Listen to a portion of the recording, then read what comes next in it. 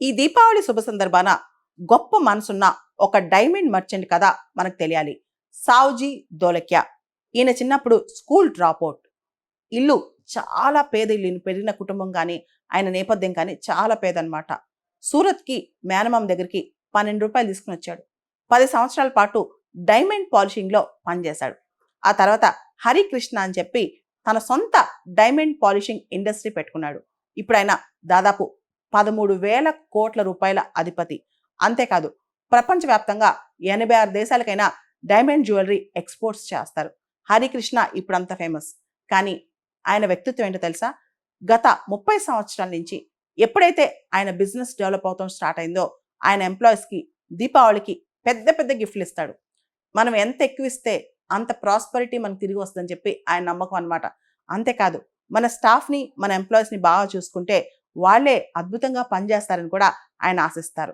ఇక్కడ ఆయన చూస్తే కనుక తన వాళ్ళకి, అంటే తన కుటుంబం అనుకుంటారు తన దగ్గర పనిచేసే వాళ్ళకి ఫ్లాట్స్ కానీ, కార్లు కానీ, ఈవెన్ వాళ్ళ పేరెంట్స్ని బయట తీసుకెళ్ళడానికి ట్రిప్స్ కానీ, ఇవన్నీ కూడా ఆయన చూసుకుంటారు. పిల్లల ఎడ్యుకేషన్ కానీ ఒకటా రెండా ఆయన చేయని మంచి పనులు లేవు తన స్టాఫ్ కోసం.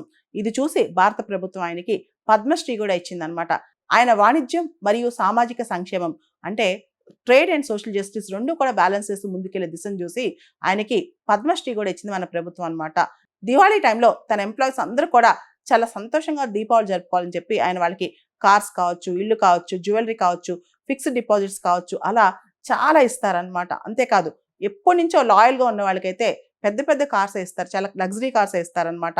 1995లో ఎప్పుడైతే ఆయన బిజినెస్ మొదటి 3 సంవత్సరాల్లో సక్సెస్ వచ్చిందో అప్పటి నుంచి ఆయన ఇవ్వడం స్టార్ట్ చేశారు. ఇది 30వ సంవత్సరం అంట. దాదాపు ఇప్పటి వరకు సావ్జీ దోలకియా 1260 కార్లు, 400 అపార్ట్మెంట్స్, దాదాపు 4,000 మంది ఎంప్లాయీస్కి ఇప్పటి వరకు ఇచ్చుంటారంట. దానిలో మెర్సిడెస్ బెంజ్ కార్స్ కూడా ఉంటాయంట. అంతేకాదు, తన దగ్గర పనిచేసే ఎంప్లాయీస్ యొక్క తల్లిదండ్రులు కానీ, పిల్లలు కానీ ఏ కష్టం వచ్చినా ఈయనే ముందుంటారంట. ఇంత అద్భుతంగా ఆయన తన స్టాఫ్ని చూసుకుంటారంట. మనం గమనిస్తే కనుక ప్రపంచవ్యాప్తంగా వెస్ట్రన్ కంట్రీస్లో కార్పొరేట్స్ కానీ, కార్పొరేట్ జైంట్స్ కానీ ఇలా అద్భుతంగా పంచుతూ ఉంటారు. వారెన్ బఫెట్ కావచ్చు, బిల్ గేట్స్ కావచ్చు, వీళ్ళందరూ కూడా వాళ్ళ వెల్త్లో చాలా భాగం డొనేట్ చేస్తూ ఉంటారు. ఇండియన్ కార్పొరేట్స్లో ఈ డొనేషన్ కల్చర్ చాలా తక్కువ అనమాట. అంతేకాదు, వాళ్ళకు వాళ్ళు ప్రొజెక్ట్ చేసుకోవడం లేదా వాళ్ళే లగ్జరియస్ గూడ్స్ వాడటం, దాన్నే గూడ్స్ ఆఫ్ డెమాన్స్ట్రేటివ్ ఎఫెక్ట్ అంటారనమాట. ఇవన్నీ ఇండియన్ కార్పొరేట్స్లో మనకు కనిపిస్తాయి.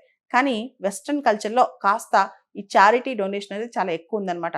అంతేకాదు, పొలిటికల్ సైన్స్లో ఒక ఐడియాలజీ ఉంది. రాబర్ట్ ఓవెన్ అని చెప్పి ఒక బిజినెస్ మ్యాన్ ఉంటాడు. ఆయన క్యాపిటలిస్ట్ విత్ సోషలిస్ట్ థాట్ అనమాట. తనకున్న వెల్త్ని, తను సంపాదించిన వెల్త్ని చాలా వరకు వర్కర్స్ వెల్ఫేర్ కోసం ఖర్చు పెట్టారు. మన భారతదేశంలో టాటాస్ కూడా ఇంత మంచి పేరుంటానికి కారణం జేఆర్డి టాటా నుంచి రతన్ టాటా వరకు కూడా వాళ్ళు చేసిన యాక్టివిటీస్, వాళ్ళు చేసిన ఎంప్లాయీ వెల్ఫేర్, సోషల్ వెల్ఫేర్ అనమాట. అందుకే వాళ్ళు ఇంకా కూడా మన మనసులో ఉండిపోయారు.